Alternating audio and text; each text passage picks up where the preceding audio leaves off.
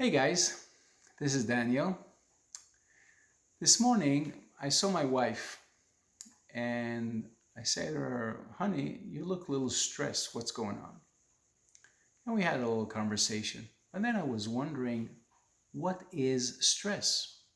Because we're all stressed to a certain extent. And living in this world, this crazy world, people stress over work, money, health issues, relationships, um, the uncertainty, the future, and sometimes over self image. Am I good enough? Am I not? And, uh, and then people react to stress in different ways. You know, uh, some people overeat, some people drink, some people go to sleep. You know, they check out, go to sleep. Hopefully, when they wake up, everything will be better. And um, or just take a break, you know, a couple of days vacation. Hopefully that coming back everything will be better. But then again, what is the essence of stress? What is really, and maybe there is a way to cope with it. And from Kabbalistic perspective, the Kabbalists explain stress is pure light, the light that comes from the upper world to deliver good things into our lives. You know, the light brings good energy, blessings, clarity, enlightenment. Light brings hope and even strength. So the light comes, and the light is uh,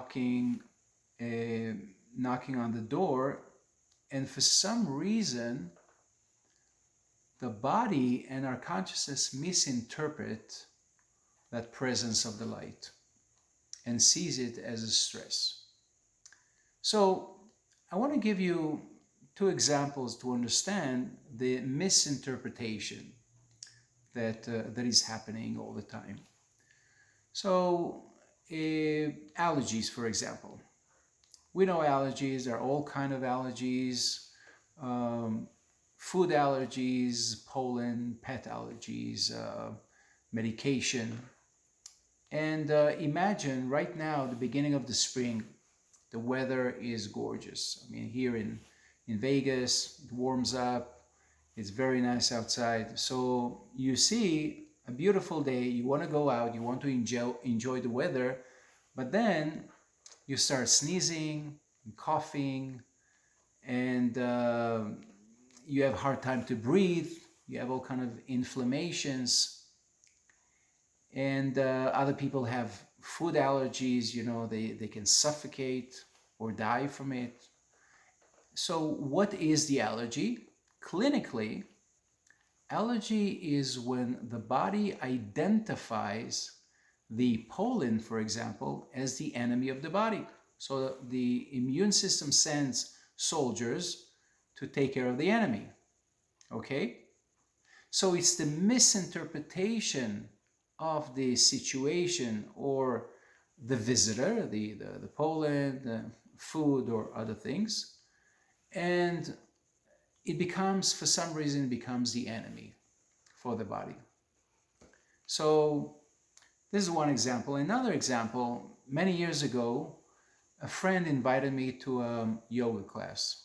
The first time, um, I was going to take the challenge because I was in a very good shape, and I figured no problem, you know, I can do it. So I showed up with my mat, and it was an hour and a half routine of Ashtanga yoga. Ashtanga yoga is probably the toughest yoga there is, and I lasted for an hour and a half thinking, why don't they stop for a second, you know, so I can breathe, take a little break.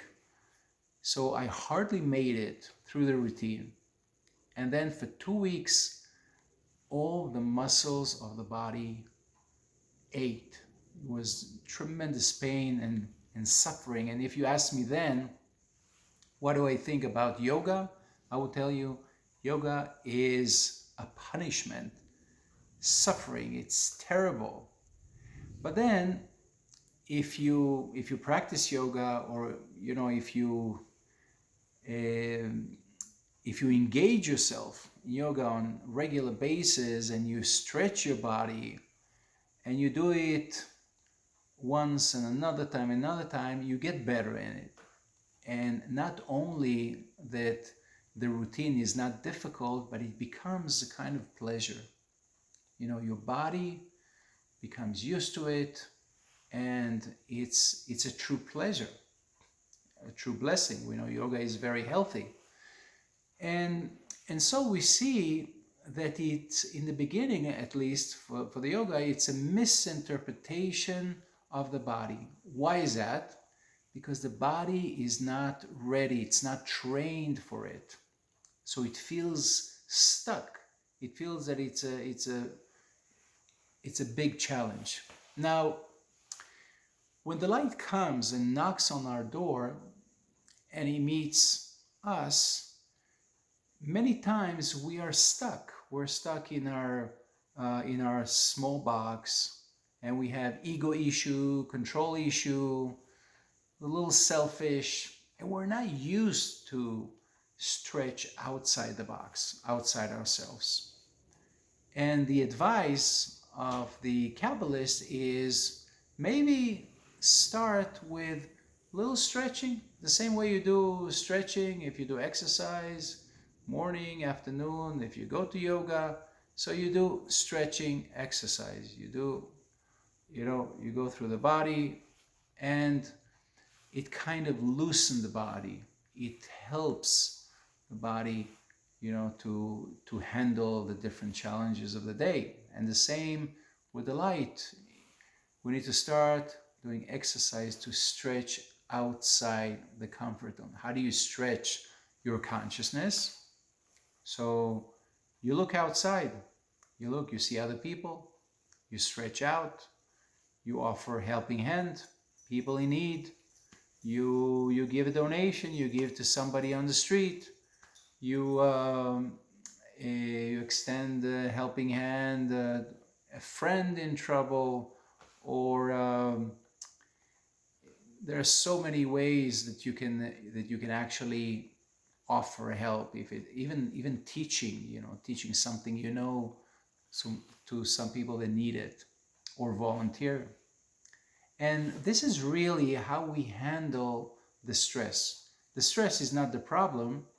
The problem is where we are, state of consciousness, and the stretching is the way to go, at least to begin with that. And the good news is that the light is knocking on our door, because when we are stressed, it means that there is a tremendous amount of this good energy that is waiting to be manifested in our lives. So I hope it makes sense, and I'll see you guys in the next video.